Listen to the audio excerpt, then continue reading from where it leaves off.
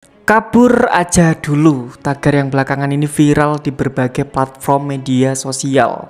Fenomena ini tuh bukan sekedar tren biasa, tapi cerminan dari kegelisahan generasi muda terhadap situasi di Indonesia. Dari masalah ekonomi, politik, hingga keresahan sosial, semua terangkum dalam satu kalimat, yaitu kabur aja dulu. Tapi apa sih sebenarnya yang melatar belakangi tren ini dan kenapa banyak anak muda tiba-tiba merasa ingin meninggalkan negeri sendiri?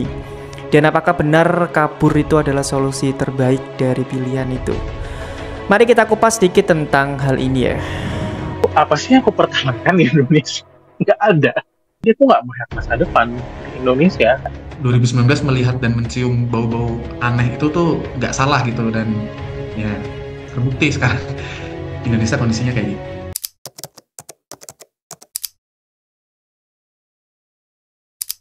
Semuanya itu bermula dari keluhan di media sosial. Banyak anak muda yang merasa bahwa Indonesia itu semakin sulit untuk mereka bertahan hidup. Biaya hidup makin mahal, gaji stagnan, lapangan pekerjaan sempit, dan tekanan sosial itu makin berat. Dari sinilah tagar kabur aja dulu itu mulai digunakan sebagai bentuk sindiran sekaligus pelarian dari realita yang dirasa semakin tidak bersahabat. Tagar ini tuh ya menjadi semakin meledak setelah banyak influencer dan kreator konten ikut membahasnya. Di TikTok, Instagram, hingga Twitter, orang-orang itu mulai berbagi pengalaman dan impian mereka untuk hijrah ke luar negeri. Ada yang ingin bekerja, kuliah, atau mungkin sekedar mencari kehidupan yang lebih baik dari negeri sendiri. Bahkan dalam beberapa survei ya, banyak anak muda itu di Indonesia mengungkapkan keinginan mereka untuk meninggalkan negara ini demi mencari peluang yang lebih baik di luar negeri. Tapi apakah ini hanya sekedar tren sesaat atau memang ada alasan yang lebih mendalam? Bertajuk Indonesia Gelap dimulai sejak 17 Februari di berbagai daerah setelah beredar instruksi aksi serentak yang dikeluarkan oleh BEM seluruh Indonesia. Menurutku ada beberapa faktor utama ya yang mendorong mereka kenapa ingin kabur. Kalian boleh setuju, boleh tidak. Ini hanya opini ku aja, jadi ya bisa jadi salah. Yang pertama ada ekonomi sulit ya. Jadi kenaikan harga kebutuhan pokok yang tidak sebanding dengan pendapatan, gaji yang stagnan dan sulit naik meskipun biaya hidup itu semakin tinggi. Sulitnya mendapatkan pekerjaan yang layak dengan gaji yang mencukupi kebutuhan sehari-hari. Banyak yang merasa peluang sukses itu lebih besar di luar negeri dengan upah yang lebih tinggi. Terus yang kedua, lingkungan sosial dan politik menurutku juga sangat berpengaruh.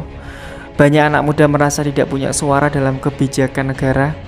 Korupsi dan ketidakpastian hukum membuat masa depan itu semakin gak tentu. Dan yang terakhir mungkin kebijakan ekonomi juga dianggap kurang mendukung generasi muda. Terus yang ketiga ada FOMO, ya, fear of missing out.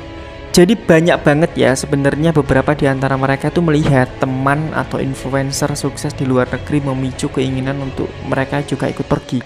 Narasi yang banyak aku lihat dari beberapa video di luar negeri itu hidupnya itu lebih enak dan lebih terjamin katanya.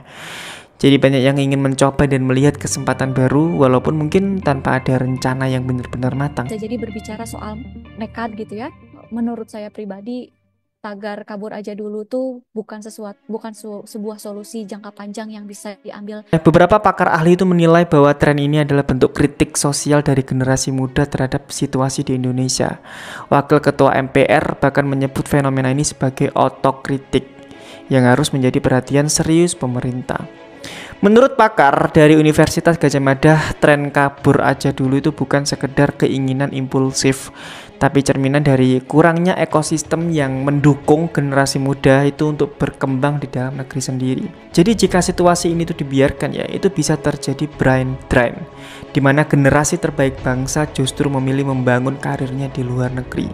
Namun dari itu semua, ada juga pendapat bahwa fenomena ini tuh bisa jadi hanya tren sesaat yang tidak diiringi dengan persiapan yang benar-benar matang. Banyak yang hanya termakan euforia tanpa mereka itu memahami realitas sebenarnya di luar negeri. Dan pertanyaannya, apa benar di luar negeri itu selalu lebih baik?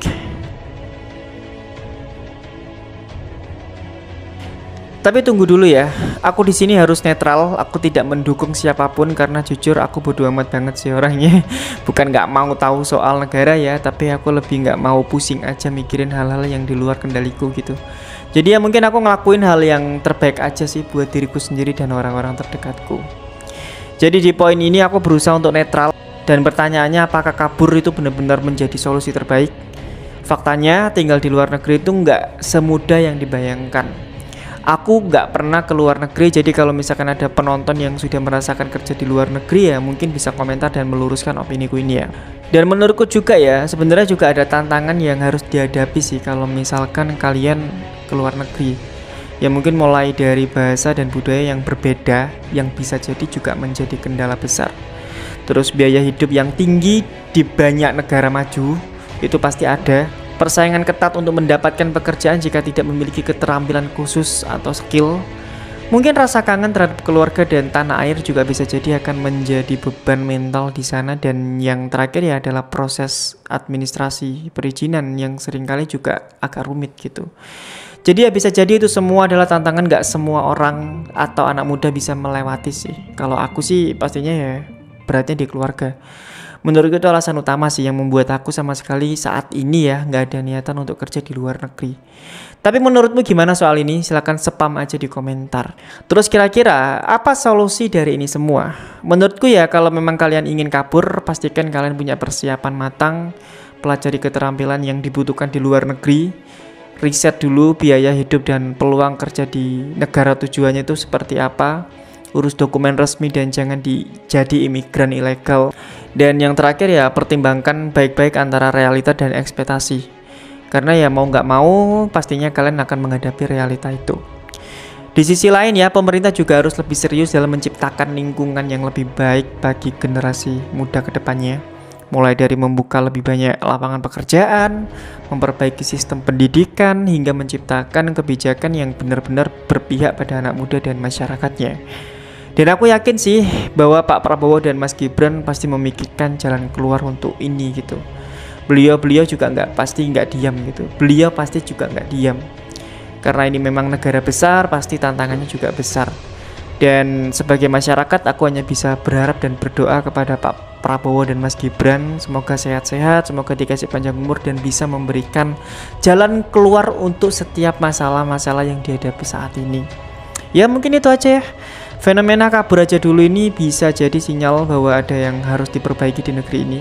Memang iya, bukan hanya dari sisi ekonomi atau mungkin politik, tapi juga bagaimana kita membangun masa depan bareng-bareng lah sebagai anak muda. Jadi, apakah kamu salah satu yang ingin kabur aja dulu? Atau justru ingin berjuang dan membuktikan bahwa Indonesia itu masih bisa jadi tempat yang layak untuk sukses? Komentar aja di bawah ya kalau misalkan kalian punya opini pribadi. Jangan lupa like, share, dan subscribe biar kamu nggak ketinggalan bahasan menarik lainnya. Terima kasih udah nonton El Kasus dan sampai jumpa lagi di video berikutnya. Bye-bye.